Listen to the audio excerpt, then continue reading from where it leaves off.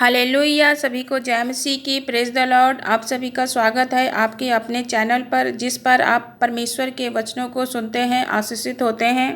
आज हम प्रार्थना करेंगे व्यक्तिगत निर्णय। एक व्यक्तिगत निर्णय लाखों लोगों की जिंदगी को कैसे बदलता है। तो चलिए चलते हैं वचन में। एस्तर 4 का 16 आयत पढ़ेंगे कि तू जाकर शूशन के सब यहूदियों को इकट्ठा कर और तुम सब मिलकर मेरे निमित्त उपवास करो। 3 दिन रात ना तो कुछ खाओ और ना कुछ पियो। और मैं भी अपनी सहेलियों सहित उसी रीति उपवास करूंगी। और ऐसी दशा में मैं नियम के विरुद्ध राजा के पास भीतर जाऊंगी। और यदि नाश हो गई तो हो गई। मेरे प्रियो, जब हम बाइबल में पढ़ते हैं तो लिखा है कि एस्तर ने अपनी पूरी यहूदी जाति को बचाने के लिए अपनी सहेलियों सहित 3 दिन रात उपवास किया और निडर होकर राजा के पास गई। राजा ने उसकी बात को माना और वह यहूदियों के बचाव का कारण बनी।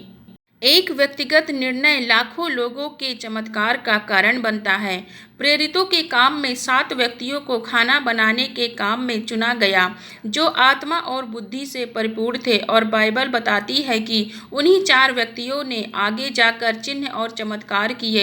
एक परमेश्वर के दास को एक रात दर्शन आया। उस दर्शन में एक बहुत बड़ी भीड़ आग की झील में नरक की ओर जा रही थी। परमेश्वर ने कहा, अगर तू इन्हें प्रचार नहीं करेगा तो यह सब लोग नरक में जाएंगे और इनका लेखा मैं तुझसे लूंगा। मेरे प्रियो, जब आप परमेश्वर के सुसमाचार को दूसरों को बताते हैं तो आपकी आशीषित होते हैं और वह भी उसके जीवन में बदलाव होता है। वो ऐसे लोग हैं जो कि चाहते हैं कि उनके जीवन में कोई डिवाइन हेल्पर आए जो उनकी मदद करे। उन्हें मदद की ज़रूरत है। यह मदद प्रभु यीशु मसीह ही सबको दे सकते हैं, क्योंकि वो जीवन को बदलते हैं, किसी धर्म जाति को नहीं बदलते हैं। वो आत्मा को शुद्ध करते हैं, पवित्र करते हैं, जिससे आप परमेश्वर की आवाज़ को सुन सकें और अपनी आत्मा में पवित्र आत्मा की भरपूरी से भरें। जब आप इस जीवन को छोड़कर स्वर्ग में जाएंगे तो परमेश्वर आपसे ये नहीं पूछेगा कि आपने धरती पर क्या काम किए, क्या क्या कमाया। बस आपसे वो ये हिसाब लेगा कि आपने कितनी रूहों को बचाया। जैसा कि बाइबल बताती है, नहमिया अपनी आरामदायक कुर्सी पर था, राजा का प्रियजन था, दुनिया की सब वस्तुएं उसकी मेज पर थी, लेकिन उसे परमेश्वर के कामों का न होना सता रहा था। उसने यरूशलेम की शहर पनाह को बनाने का और जले हुए फाटक को खड़ा करने का फैसला लिया। आज बहुत सारे लोग निराशा में पड़े हैं, नशे में हैं। उनका सोचना है कि नशा करके उनकी तकलीफ़ें कम हो जाएंगी और उनको नशा करने में आनंद आता है। लेकिन परमेश्वर ये आज्ञा नहीं देता है, नशा करने की आज्ञा नहीं देता है। नशे से दूर रहिए, नशे आपको और कमज़ोर बनाती है। मेरे प्रियो, आज परमेश्वर के कामों के बारे में बताने और उसके सुसमाचार को आगे ले जाने की जिम्मेदारी आपकी है। जैसे एस्तर रानी ने अपने फास्टिंग प्रेयर से यहूदी जाति को बचाया, सारी यहूदी जाति बचाई गई और बहुत से लोगों ने परमेश्वर को अपनाया। उसी प्रकार से हमें परमेश्वर के सुसमाचार को जन जन तक पहुंचाना है, ताकि सभी जन बचाए जाएं और आशीषित हों। इसीलिए आज आप भी नहमिया और एस्तर रानी की तरह अपने जीवन में व्यक्तिगत निर्णय लें, ताकि जो आशीषें परमेश्वर ने आपके लिए रखी हैं आप उसे पा सकें और उन्हें ग्रहण कर सकें।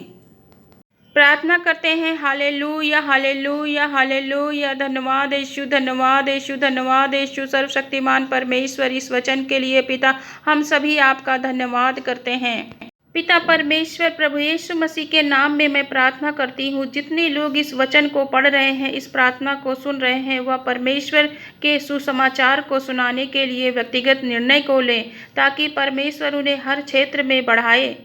परमेश्वर के सुसमाचार को लोगों तक पहुंचाने से परमेश्वर आपको, आपके परिवार को, आपके बच्चों को, आपके फाइनेंस को, आपके व्हीकल को, आपका आना जाना आशीषित करेगा।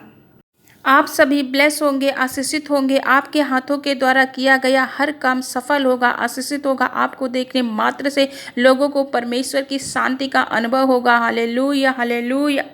जैसे एस्तर रानी के द्वारा लाखों लोगों ने परमेश्वर प्रभु यीशु मसीह को अपनाया, वैसे ही आपके द्वारा लाखों लोग चंगाई को प्राप्त करेंगे और परमेश्वर प्रभु यीशु मसीह को नाम को ग्रहण करेंगे। तो परमेश्वर आपको, आपके परिवार को आशीषित करेगा। मेरा विश्वास है कि आप सभी जन आशीषित हैं। प्रभु यीशु मसीह के नाम में इस प्रार्थना को हम प्रभु यीशु मसीह के पवित्र और सामर्थी नाम में मांगते हैं। आमीन आमीन। सभी को जय मसीह की। God bless you all.